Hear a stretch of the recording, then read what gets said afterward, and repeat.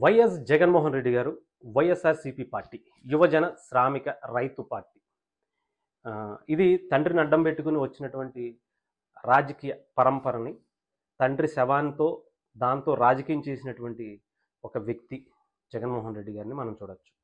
కేవలం తన స్వార్జితం కోసం, తన స్వరార్జితం కోసం ఏదైతే తన దగ్గర తండ్రిని అడ్డం పెట్టుకుని కొన్ని లక్షల కోట్లు సంపాదించాడు అని చెప్పి ఈడీ కేసులో వీటిలోనూ మనం ప్రత్యేకంగా మనం చెప్పాల్సిన అవసరం లేదు. సిబిఐ కేసులు ఇవన్నీ కూడా ఉన్నాయి. సో ఆ ఆస్తిని మనం కాపాడుకోవాలంటే ఒక పార్టీ అనేది ఉండాలి, మనకి అధికారం అనేది ఉండాలి, మన దగ్గర కొంతమంది ఎమ్మెల్యేలు ఎంపీలు ఉండాలి. తద్వారా దాన్ని యూజ్ చేసుకుని మనం రాజకీయంగా ఎదగచ్చు. మన జోలికి ఎవరు అంటే ఈ డబ్బు కోసం ఎవరు బయటికి మనల్ని మన దగ్గర నుంచి లాక్కోకుండా ఉండే ప్రయత్నం చేయొచ్చు అని ఒక దానికోసమే, కేవలం ఆయన కోసమే, ఎక్కడ తల్లి కోసం చెల్లి కోసం కూడా చెప్పలేదు. ఎందుకంటే వాళ్ళని కూడా బయటికి గెంటేసినటువంటి పరిస్థితి చూసాం. అంటే ఇక్కడ తాతల నుంచో ముత్తాతల నుంచో వచ్చినటువంటి ఆస్తి అయితే చాలామంది అనుకోవచ్చు, అంటే ఇది కొడుకుగా ఆయనకి చెందుతుంది, ఈయనకి చెందదు, ఈయన్ని పెళ్లి చేసి పంపించేశారు అని.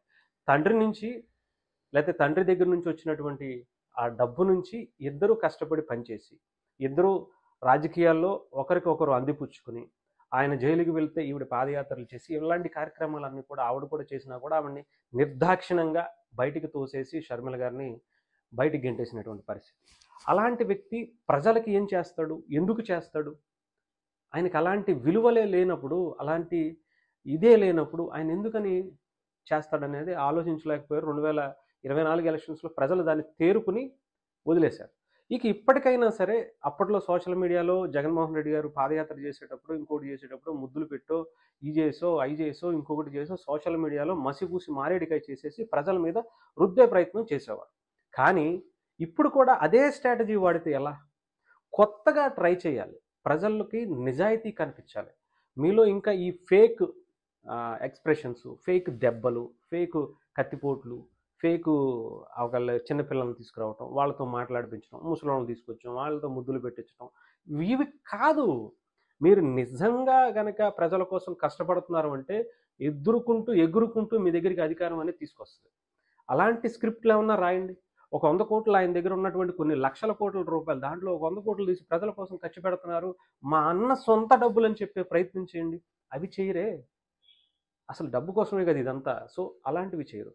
ఆస్తుల కోసమే కదా అక్కడ ఉన్నటువంటి వచ్చినటువంటి పంపకాలు జరిగే కదా చాలామంది ఆ నాయకులు. ఆయన చుట్టూ ఉన్నటువంటి 4 పిల్లర్స్, వైఎస్ఆర్సీపీకి ఉన్నటువంటి ఆ 4 పిల్లర్స్ కూడా కదిలిపోయి బయటకు వెళ్ళిపోతున్నారు. ఏమన్నా తిరిగితే గొడ్డల పెట్టులు వస్తాయేమో, బాత్రూము పరిస్థితి వస్తుందేమో అని చెప్పి వాళ్ళు కూడా రాజకీయాలు వదిలేసి వెళ్ళిపోతున్నటువంటి పరిస్థితి.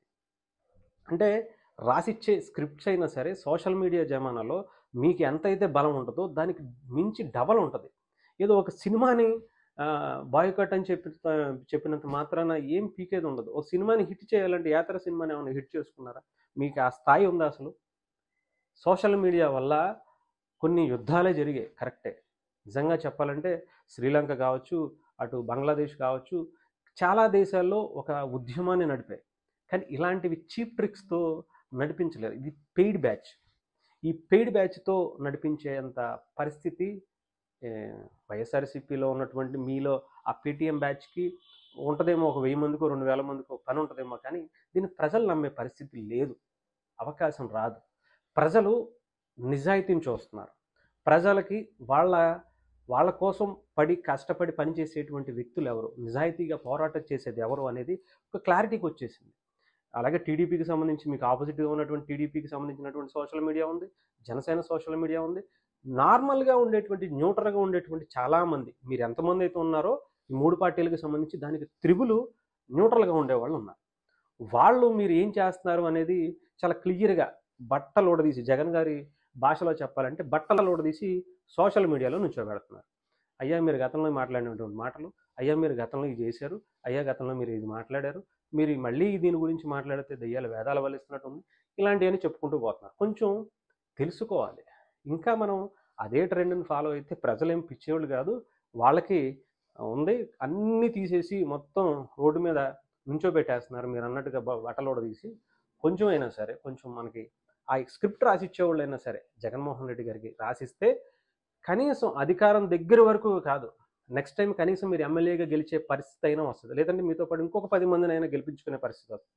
లేదా మేము ఇలాగే ఉంటాం, మా రాజకీయం ఇంతే, మేము ఇలాగే చేస్తామని అంటారా? ఇది సినిమా డైలాగ్ లాగా మీరు ఇంతే. కనీసం నెక్స్ట్ ఎలక్షన్స్కి మీరు ఎమ్మెల్యేగా కూడా గెలవటం కూడా ప్రశ్నార్థకం అయిపోతుంది. మీరు కనీసం మీ రాజకీయ భవిష్యత్తు కూడా ఇంకా ఈ ఎవరైతే మీ వెనకాల సలహాలు సూచనలు సోషల్ మీడియాని మేనేజ్ చేస్తారో వాళ్ళనైనా మార్చండి. కొంచెం కొత్తగా, అంటే ఒక నిజాన్ని నిజంగా చెప్పే ప్రయత్నం కావచ్చు, లేదంటే కనీసం నిజానికి అతికినట్టయినా ఉండే ఏదైనా ఒక పని కావచ్చు, ఇలాంటివి చేసే ప్రయత్నం చేస్తే ప్రజల్లో మార్పు వచ్చే అవకాశం ఉంటుంది. అంతే తప్ప మీ ఎమోషన్స్ కత్తితో పొడిచేశారు, తండ్రి లేని బిడ్డని నన్ను అనాథన చేశారు, నా డబ్బులన్నీ లాగేసుకోవాలనుకుంటున్నారు, నేను మొండివాడిని, నేను అది ఇది, నేను ఎవరి కోసమైనా నిలబడితే ఎవరి కోసం నిలబడ్డావు, ఎవరి కోసం చేసావు, ఇవన్నీ ప్రజలకు అర్థమైపోయింది కాబట్టి కొడితే 151 నుంచి కొడితే 11కి వచ్చి పడ్డారు. మధ్యలో 5 అలా తీసి పడేస్తే మన పరిస్థితి ఏంటో అర్థమైపోయింది. పోనీ అసెంబ్లీకి వెళ్ళి ఏమన్నా మాట్లాడితే మీకు ఏమన్నా మైక్ ఇవ్వకపోతే మీరు అంటున్నట్టుగా అదైనా జరిగితే నిజంగా మీకు మీద సింపతి బాగా పెరుగుద్ది. అరే బలంగా మాట్లాడుతున్నాడు, బలంగా నిలబడుతున్నాడు, అయినా సరే ఇతనికి మైక్ ఇవ్వట్లేదు, లేదు చాలా తప్పు చేస్తున్నారు అనే సింపతి అన్న క్రియేట్ అవుద్ది. కానీ మీరు వెళ్ళరే, మీరు వెళ్ళే పరిస్థితి లేదే. ఎందుకంటే మీరు చేసినటువంటి అవినీతి అక్రమాల గురించి మిగతా అటు 2 పార్టీలు కలిసి యుద్ధం చేయడానికి రెడీగా ఉన్నాయి. మీకు నిజంగా వస్తే మీకు గత 5 ఏళ్ళు మీరు చేసింది రోజుకు ఒక 100 తీసి మీ ముందు పెట్టడానికి రెడీగా ఉన్నారు. సో అది మీరు చేయలేకపోతున్నారు, భయపడుతున్నారు కాబట్టి మీకు అసెంబ్లీకి వెళ్ళే పరిస్థితి మీకు లేదు. సో కొత్తగా ఏదన్నా ట్రై చేయండి, లేదంటే మాత్రం చెప్తున్నా కదా, ఇప్పటికి మీరు అధికారం తర్వాత సంగతి, కనీసం మీరు ఎమ్మెల్యేగా గెలవడానికి ఈ చెంచాగాళ్ళు చేసేటువంటి చీప్ ట్రిక్స్ పనులు అయితే మాత్రం వీటి వల్ల ఏం ఉపయోగం ఉండదని జగన్మోహన్ రెడ్డి గారు మొత్తం 0 చేసి పడేస్తారు. రేపొద్దున మిమ్మల్ని 11 కాస్త రేపొద్దున 0-1 పెట్టేసినా కూడా ఆశ్చర్యపోతారు. మీరు కూడా గెలిచినా కూడా, మీరు కూడా గెలవకపోయినా కూడా ఆశ్చర్యపోవడం అవసరం లేదు.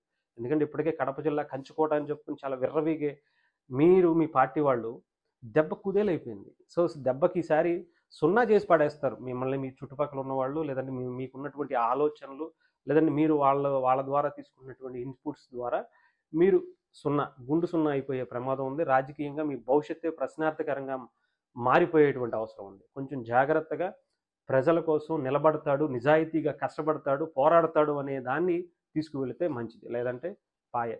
ఇక ఇక్కడతో వైసీపీ పని పాయే.